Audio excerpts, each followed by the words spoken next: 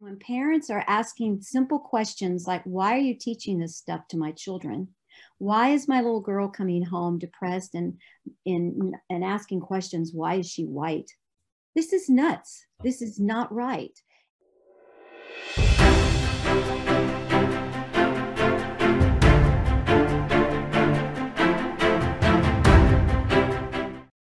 Hello, everyone. I am Brandon Lewis, founder of the Tennessee Conservative, and today Terri Lynn Weaver, Republican representative from District 40, joins us to discuss a Safeguarding Our Schools event in Tennessee. Ms. Weaver represents Smith, Trousdale, and part of DeKalb and Sumner counties and has a long history of being involved in Republican politics. She is married with one child and two grandchildren, a singer, songwriter, and small business owner.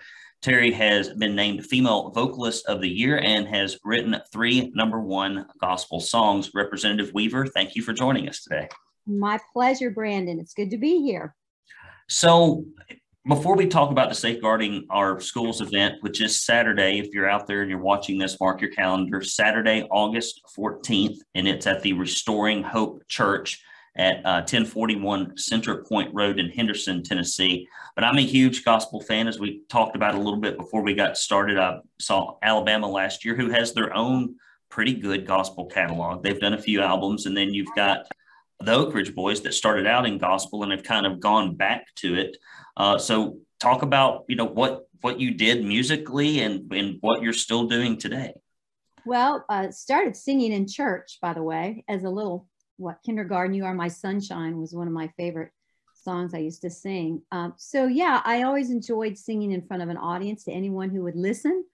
And over the years, it just worked out to where I could actually make a living at it, Brandon. And that's a blessing in itself to be able to doing something that you enjoy and you're passionate about and be able to pay the electric bill.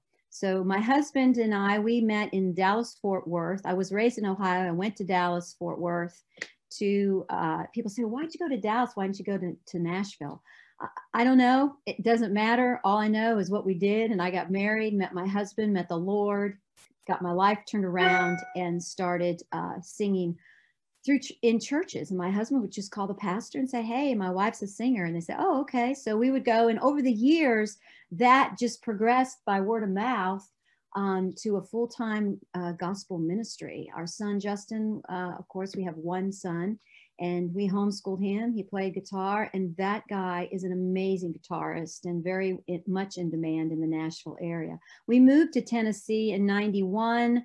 The music business then moved us up here. But we live an hour east of Nashville because we don't like city life. We like it out in the country. But so yeah, we traveled over 30 years in the gospel industry, taking the good news to people. And then something happened along the way where I felt a call to run for this crazy thing called public office. And there you go. I've been doing it ever since. I gave my oath on January the 13th, 2009, the very morning my youngest grandson was born. So I've been serving for 12 years, and his name is Win Weaver. Very cool. Here's a little short story in a nutshell. Well, that is awesome. Well, I mean, it's when you can go out and do it for a living, it's remarkable. I've got some friends that are professional road musicians, and boy, last year was rough for them. It was just, they were just made unemployable. And it was terrible. I watched 4 or 5 of them that make their living on the road every year. I see them when they're in town, friends of mine, and then they, go out. Sometimes I only see them once a year because it's with their schedule in mind. It's the only time we can get together. But had this happened when you were doing it, it would have been something really quite strange. So switching gears back to Safeguarding Our Schools event, 20 and 21 made a lot of parents go, wow. Yeah. Some weird stuff going on in the schools. They treated children as if they were similar to people in nursing homes. And, I always thought if we're going to mask them and do all this stuff, we might as well issue walkers and some, maybe some high blood pressure medicine while we're medicating them and treating them for things that they're probably not going to be at high risk of. And then, you know, TCAP scores are already for subjects like reading. We had a third reading at grade level. Now we've got a quarter. I did the averages this morning before we got on the program. So we're down. What do parents need to do about this? What do they need to be thinking about as we move into this school year? And of course, there's lots of developments that have recently happened. What are your thoughts? Well, Brandon, you made a very interesting statement. What should parents do? And first and foremost, I believe parents are already moving and doing, because very close to home, my own son was actually, while being home and not on the road, was taking interest in what was being put before the boys and the content. And I've served on education my whole tenure except for one. And one thing I have always been extremely vocal about is content. I homeschooled my son, so I spent hours looking for good quality content to teach my son. And content is out there. And again, you know, you've heard it say, I've heard it say all my life, garbage in and garbage out. You continue to feed our children lies and disinformation, content that is not truthful, that is not good, that does not have any good, it's not lovely, beautiful, or wonderful. I mean, you got to teach a balance of things. But again, if you constantly focus on bad content, you're going to have bad test results. I remember going to a grandparents' day out at one of my grandson's schools for library day, book day. You go, grandmas and grandpas go, and they have tea with their teachers and their grandkids, and then you buy a book out of the library. I kid you not. I looked in that library for an hour for a good piece of literature and found none. I finally asked the librarian, "Where's all the classics?" "Oh, we don't have any classics, but we have these wimpy kid books." And I went, "What the heck? Wimpy kids?" And I read that stuff and I went, all it does is just degrade parents. It's garbage. Give me something that's positive and teaches good civic value, community values, and how to be, you know, a good citizen like we had, you know, years ago. But anyway, that's what parents are doing. In answer to your question, Brandon, parents are doing, and they are in action. They're taking action. They have been woke. And they are attending the school board meetings, which they should, because parents are in charge of their children, not government entities. Not government is not in charge. Schools are not, they're responsible while they're in the classroom. I get that, but they are not over parents' rule. And when parents are asking simple questions like, why are you teaching this stuff to my children? Why is my little girl coming home depressed and asking questions? Why is she white? This is nuts. This is not right. And this does nothing to build up the child. It does nothing to build up our society. You know, we've got some skeletons in our closet. Who doesn't? But the fact is, our American history is good. We've come a long way, and we need to teach our children to love this country and to be grateful to live in this country, and then be taught how to have good civic manners and be good citizens. So that's what we can do. That's proactive right now. And again, I applaud parents who are going to these school board meetings. They need to be held accountable. If you enjoy Tennessee news coming to you conservatively, please do support us, guys. We run on grassroots support. I know every conservative is just like, I'm going to watch this stuff for free. I'm going to read this stuff for free. Somebody else is going to give. Please do go to TennesseeConservativeNews.com. You can click the link. It's either above or below this video. I don't care, $10 a month, $5 a month, $50. If you give $50, we'll send you this wonderful, proud Tennessee conservative tumbler. If you put criminal race theory into this and you close it up and you shake it, you know what comes out? No racism. Because this strips it completely out.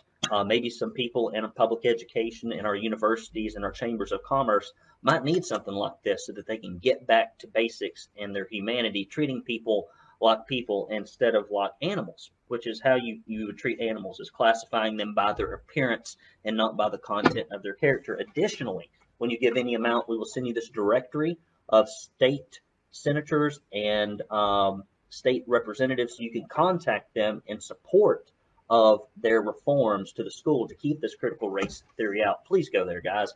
We run on grassroots support. If I don't have any support, we can't continue to do this. So please go there and give whatever you can. The liberals are giving. That's why we are outnumbered 80-1 in Tennessee. So we need your help.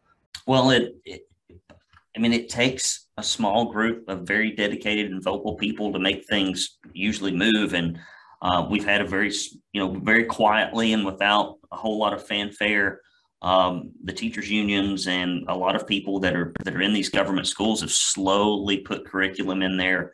And finally, I think kids also being at home in front of screens and things of that nature made a lot of parents that for the first time ever, they got to actually watch and see what was being taught to their children, and they did not like it.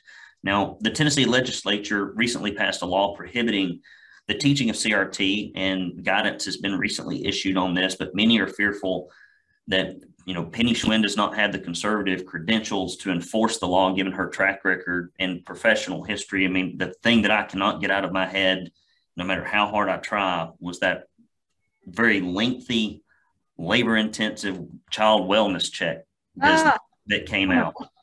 Oh my gosh, we all went livid. We were livid. And I was like, Billy had to know something about this. This is not like a one-page bullet point thing. This is like a treatise on how we're going. If you were already teaching the kids to read and write and you had everything was going great, right? You were just fantastic at everything. Maybe take on something real weird.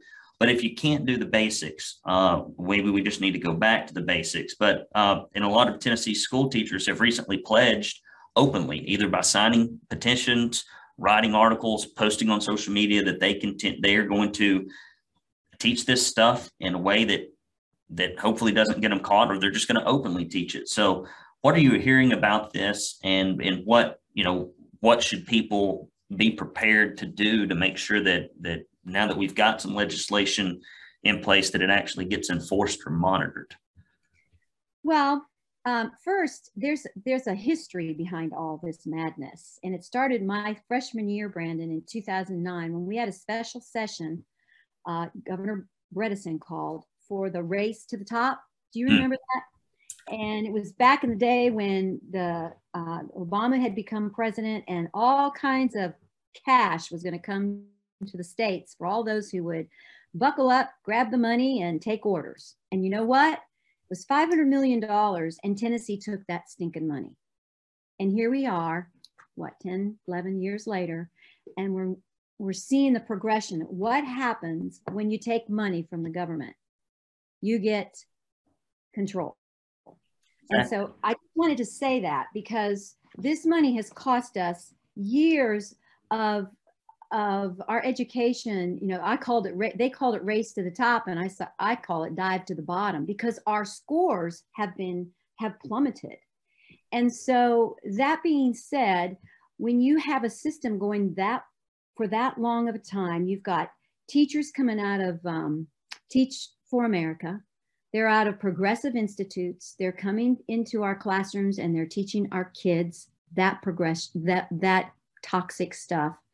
But you ask, what am I hearing now?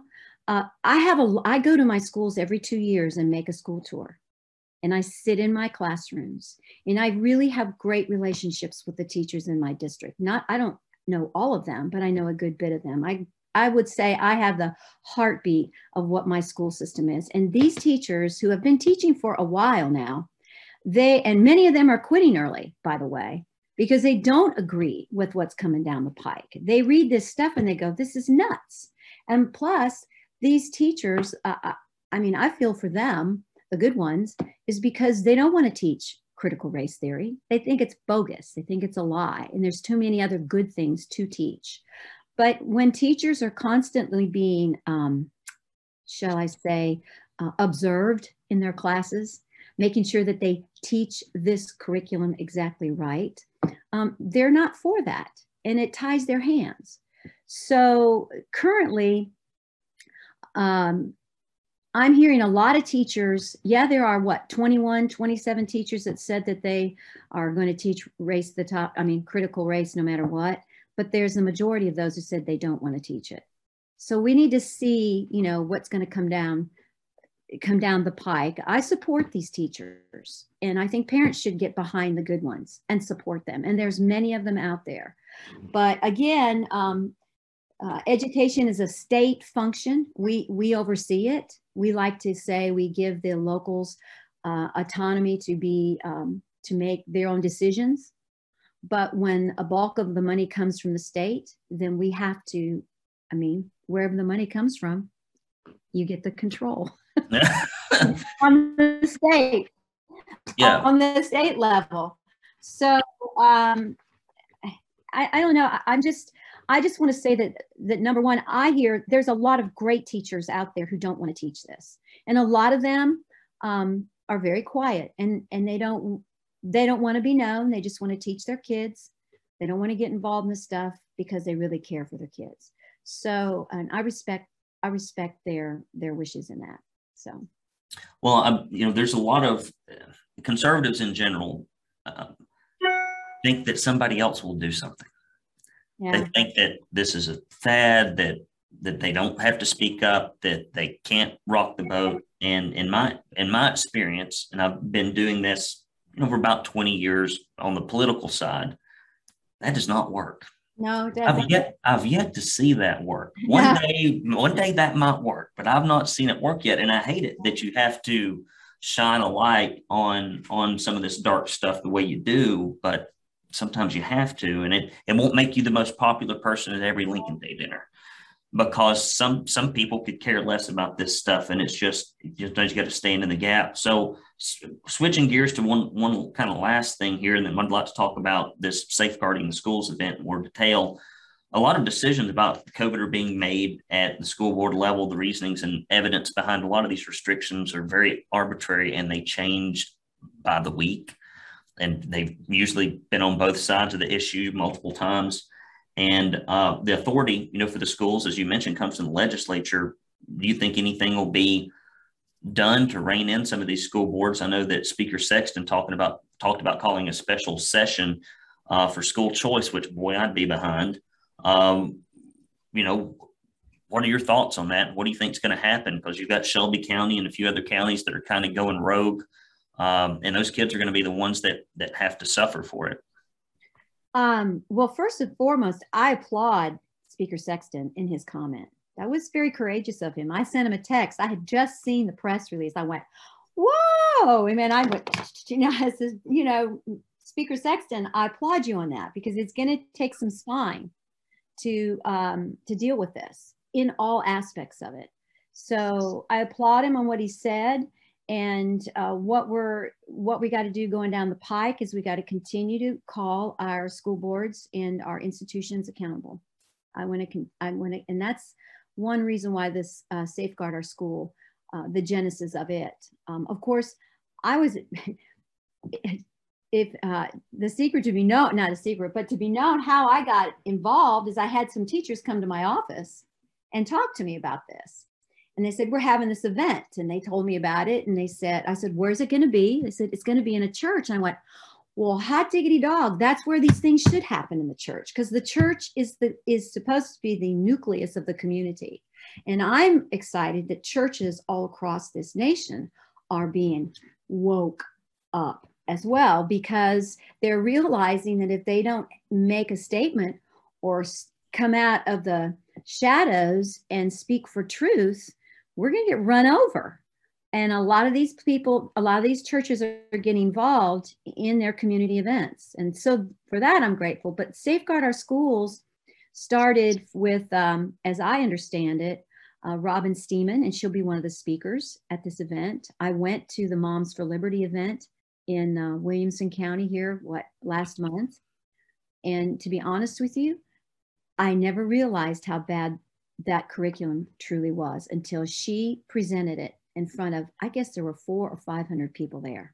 It was an amazing event. So that opened my eyes to even more. I already knew the content was garbage anyway, but that was like, whoa. So they're taking these chapters. I've read that the Moms for Liberty chapters is growing in leaps and bounds. So they're bringing one out to Sumner County.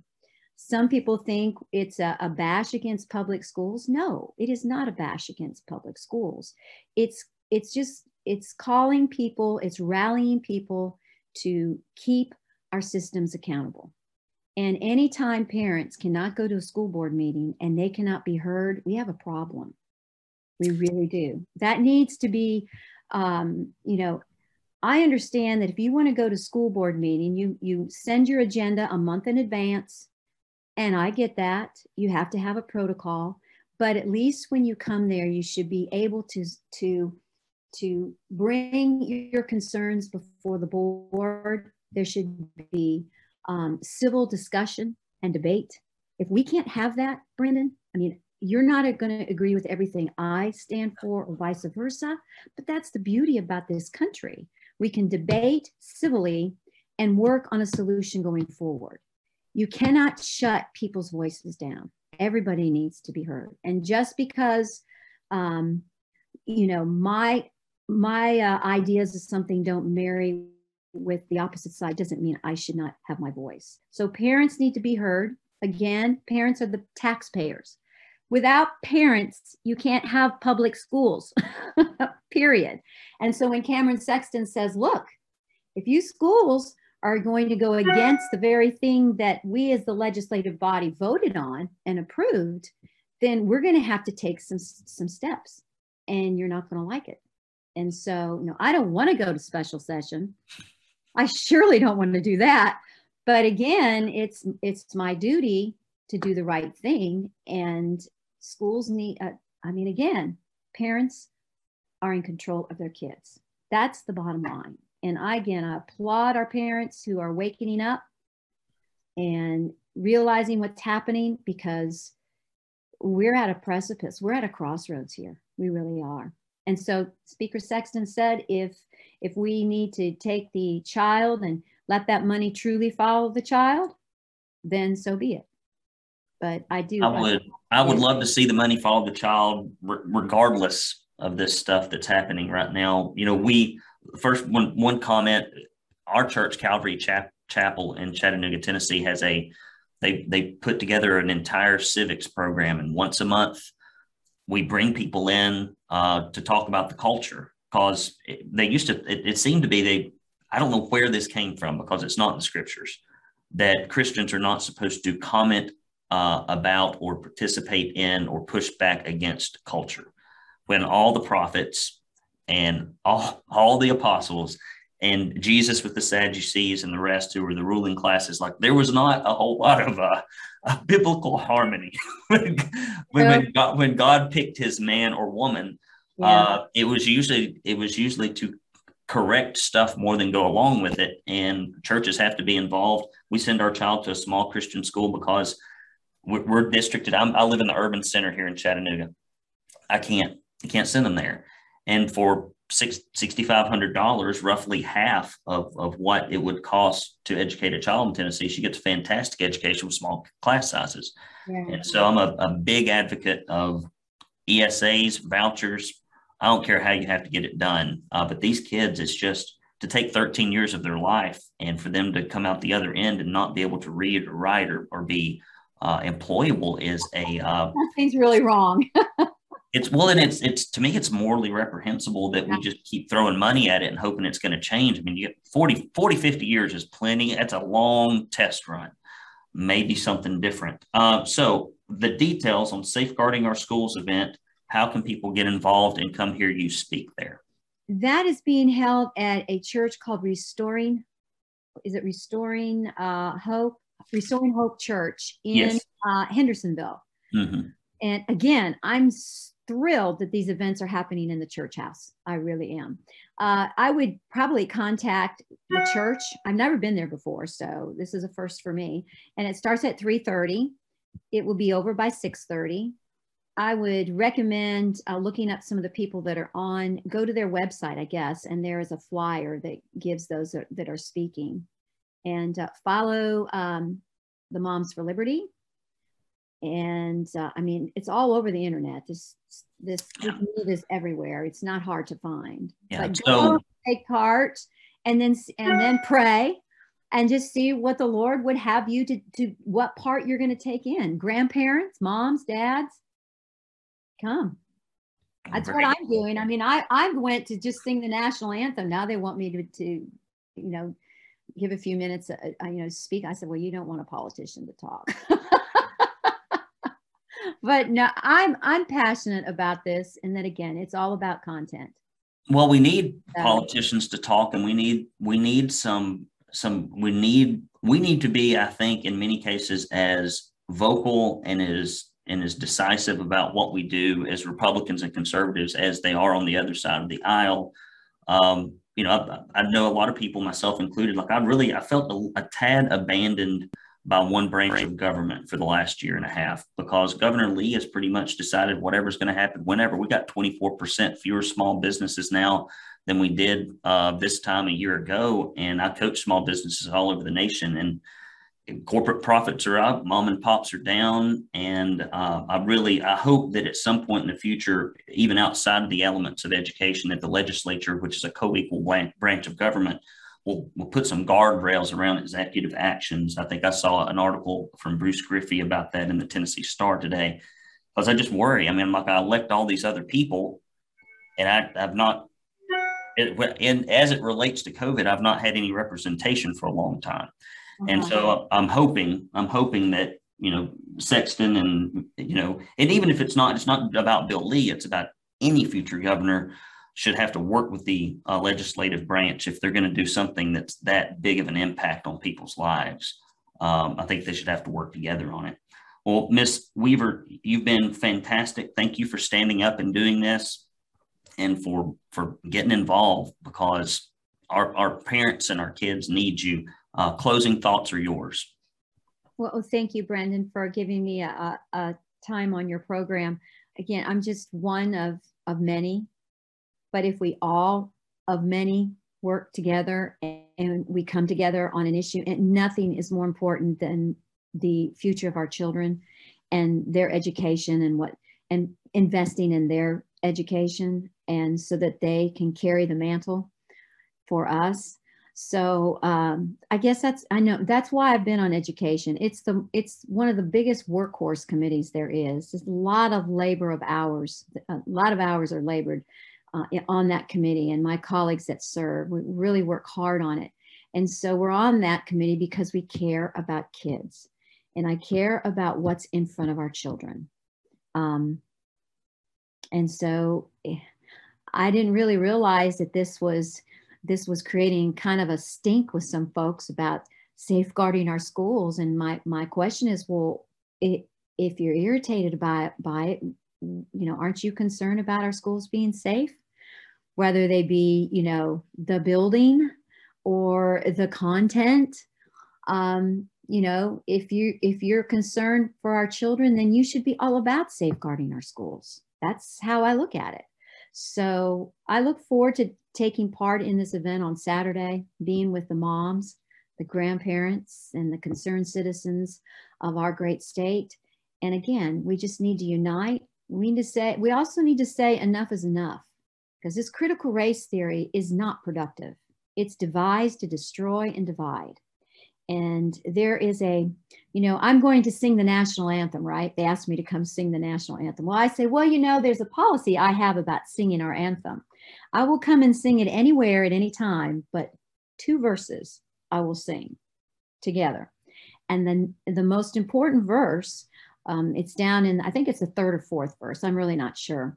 But there's a line in it that says, then conquer we must, when our cause it is just, and this be our motto, in God is our trust. That is a powerful piece of lyric for such a time as this. And I'll leave with that thought. Very good. Well, Representative Weaver, thank you for your time. You've been very kind with it. If you'd like to follow what's going to happen at this Safeguarding Our Schools event, we will be doing a write-up on it probably Monday or Tuesday of next week. So you can go to TennesseeConservativeNews.com and get more in-depth reporting. Thank you all for joining us today. Until next time, I'm Brandon Lewis, signing off.